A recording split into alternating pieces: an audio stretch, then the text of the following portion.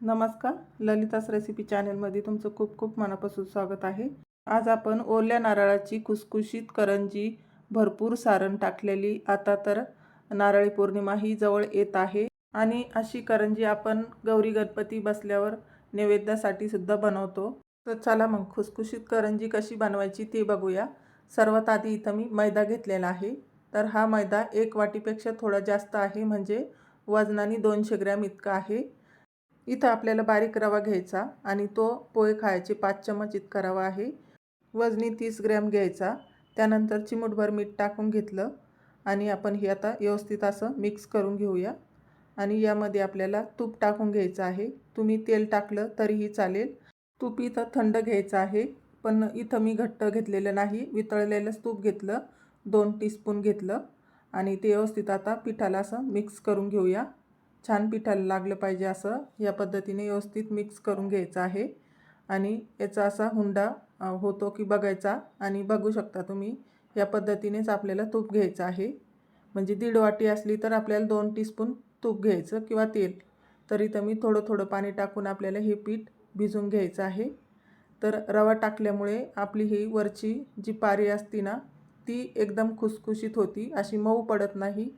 त्यामुळे आपल्याला इथं रव्याचा वापर करायचा आहे, नाहीतर मग तुमची करंजी अशी मऊ पडू शकते।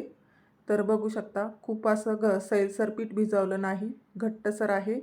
आणि आपल्याला हे पीठ अर्धा तास भिजवायचं आहे, त्यामुळे हे पीठ आपोआप असं सैलसर होऊन जातं।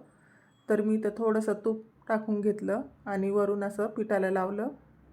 इथं आपलं पीठ व्यवस्थित मळून झालेलं आहे। यावर आपण आता प्लेट ठेवून अर्धा तास या पिठाला आपण भिजून घेऊया, म्हणजे आपली करंजी पण छान खुसखुशीत आणि कुरकुरीत होते।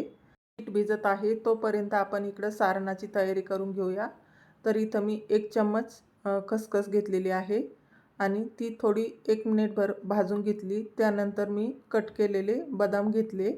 तुम्ही बदाम टाकले किंवा नाही टाकले तरीही चालेल। तर हे बघा, 2च मिनटं इथं मी असे भाजून घेतले गरम कढईमध्ये आणि आपण ते एका प्लेटमध्ये काढून घेतले। त्यानंतर 1 टीस्पून मी तूप घेतलं आणि त्यामध्ये आपण आता जे खोबरं किसून ठेवलेलं होतं ओल्या नारळाचं, तर ते आपण इथं 1 वाटी घेतलेलं आहे। तर 1 वाटी आपण नारळ टाकून घेतलं आणि व्यवस्थित आता असं 2-3 मिनटं आपण मिक्स करून घेऊया। ओल्या नारळामध्ये थोडासा ओलसरपणा असतो, तर त्यामुळे थोडंसं 1-2 मिनटं परतून घेतल्यानंतरच आपल्याला यामध्ये गूळ टाकून घ्यायचा आहे। तर इथं मी 1 वाटी नारळ आहे, त्यासाठी मी अर्धा वाटी गूळ किंवा साखर घेणार आहे। तर अर्ध्या वाटीपेक्षा गूळ घेतला आणि मी इथं 3 चम्मच साखर घेतलेली आहे पोहे खायची। तर यामुळे आपल्या सारणाची चव खूप छान लागते।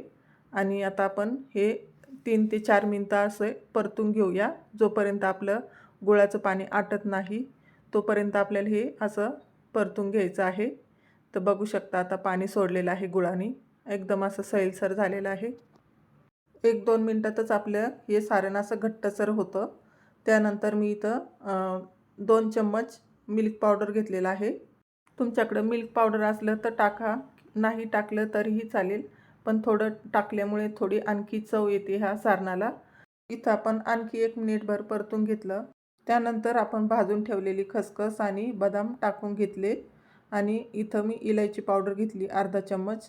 इथं आपलं सारण आता तयारच झालेलं आहे। व्यवस्थित असं मिक्स करून घेऊया 1 मिनिटभर आणि आपण हे सारण एका ताटामध्ये काढून असं थंड करून घेऊया। बघू शकता किती छान आपलं सारण तयार झालेलं आहे आणि मी एका प्लेटमध्ये काढून आता हे थंड होण्यासाठी ठेवणार आहे। थंड झाल्यानंतरच आपल्याला याच्या करंज्या बनवून घ्यायच्या आहे। तर आपण इथं आता पीठ भिजलेलं आहे, बघा किती असं सैलसर पीठ झालेलं आपलं, एकदम मऊ मऊ झालं। आणि असं आपण 1-2 मिनटं मळून घेतलं आणि याचा आपण आता हुंडा तोडून घेऊया। एक हुंडा काढून घेतला, दुसरा हुंडा आपण झाकून ठेवायचा, म्हणजे तो घट्टसर होणार नाही। आणि आता आपण याची एक पोळी लाटून घेऊया। व्यवस्थित याची आपल्याला पोळी लाटून घ्यायची आहे। बघू शकता पीठ छान भिजलेलं आहे, त्यामुळे आपल्याला खाली पीठ लावण्याची सुद्धा गरज नाही। या करंज्या खायला तर खूपच चविष्ट लागतात आणि बनवायला खूप सोपे आहे। तर ह्या पद्धतीने तुम्ही एकदा नक्की बनवून बघा। इथं ही पोळी जाड किंवा पातळ लाटून घेतली तरी चालेल। इथं माझी पोळी आता लाटून झालेली आहे। आता याच्यावरती आपण थोडंसं तूप टाकून घेऊ आणि व्यवस्थित असं मिक्स करून घ्यायचं आणि वरून आपलं पीठ असं थोडंसं टाकून घ्यायचं आणि ते पण असं पीठ व्यवस्थित मिक्स करून आणि आपल्याला याचे गोल गोल करून अशी लाटी बनवून घ्यायची आहे। तर बघू शकता असा रोल केल्यामुळे आपल्या करंज्या एकसारख्या होतात आणि लाट्या पण आपल्या एकसारख्या कापल्या जातात। त्यामुळे मी इथं रोल करून घेतलेला आहे आणि करंजी पण आपली खुसखुशीत होती। तर बघू शकता इथं मी लाट्या पाडून घेत आहे। तुम्ही सुरुवातीला एक पोळीची लाटी पाडून घ्या, त्याच्या करंज्या बनवून घ्या, नंतरच दुसऱ्या पोळीची तुम्ही अशा थोड्या थोड्या करून लाट्या बनवून घ्या। तर मी इथं आता लाटून घेत आहे एक लाटी। हे बघा इथं आपल्या आता लाटी लाटून झालेली आहे। खूप जास्त बारीक पातळ नाही किंवा जाडसुद्धा ठेवली नाही। या पद्धतीनेच आपल्याला लाटून घ्यायचे आहे। तर बघू शकता आता इथं मी सारण टाकते।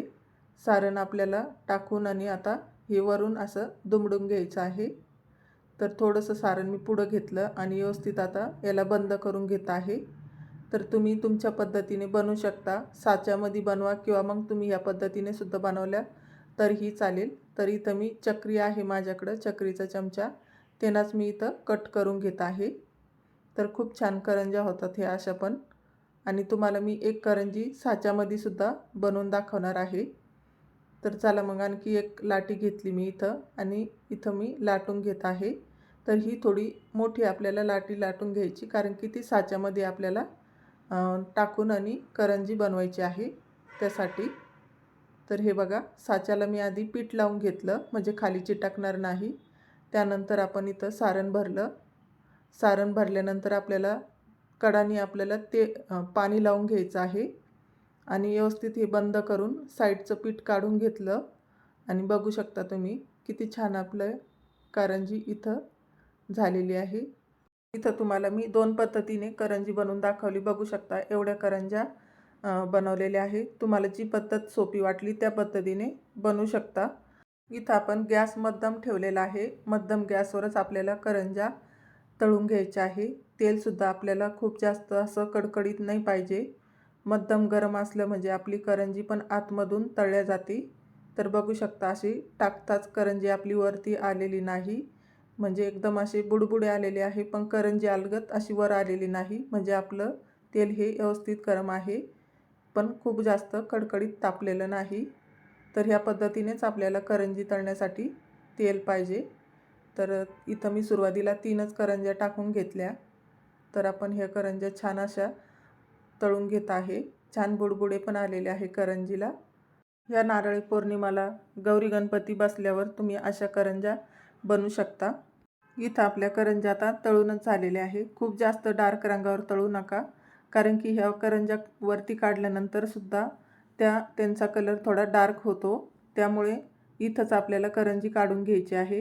माझी करंजी बनवायची पद्धत कशी वाटली, व्हिडिओला लाईक करा, चॅनलवर नवीन असाल तर सबस्क्राईब करा आणि कमेंट करून नक्की सांगा। अशा सोप्या पद्धतीने मी करंज्या बनवून दाखवलेल्या आहे, कमी साहित्यामध्ये आणि एकदम सोप्या पद्धतीने। तर अशा करंज्या नक्की बनवून बघा। व्हिडिओ आवडल्यास लाईक करा।